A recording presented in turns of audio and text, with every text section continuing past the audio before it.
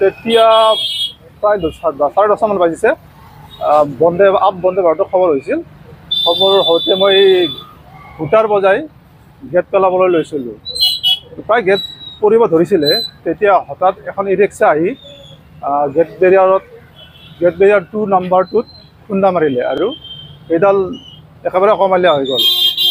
তাৰপিছত traffic jam বহুত আছিল, মানে ট্ৰেফিক জামৰ কাৰণে গেট উন্নত ধৰণে পেলোৱাটো বৰ অসুবিধা হৈছিল। খুন্দাটোৱে ই ৰিক্সাখনে মাৰিছিল। মানে গেট পেলোৱাৰ সময়ত আমি আচলতে বহুত অসুবিধা পাওঁ, কিয়নো আমি হুটাৰ বজাওঁ বা স্পীড ব্ৰেকাৰৰ প্ৰভিজন আছে, তথাপি স্পীড ব্ৰেকাৰৰ কোনো ধৰণৰ খাতিৰ নকৰে বা হুটাৰকো কোনো ধৰণৰ কাণসাৰ নিদিয়ে।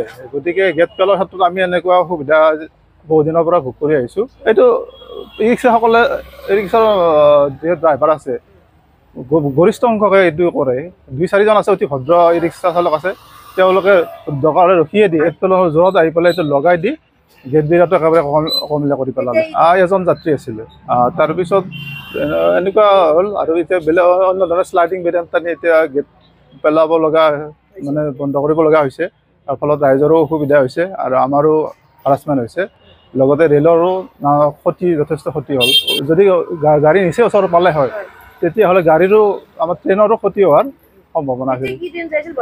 বন্দে ভাৰতত খবৰ হৈছিল, বন্দে ভাৰতৰ কাৰণে গেট বন্ধ কৰে। এই ৰিক্সাখনত মই মানে নাম্বাৰ ৰাখিলোঁ, কিন্তু কথা হ'ল কি ভিৰৰ সুযোগ লৈ তেওঁ মানে পলায়ন কৰে আৰু সেই সময়ত যথেষ্ট ভিৰ হৈছিল গেটত, যথেষ্ট খেলি মেলি হৈছিল। গতিকে ভিৰৰ সুযোগ লৈ তেওঁ পলায়ন কৰে।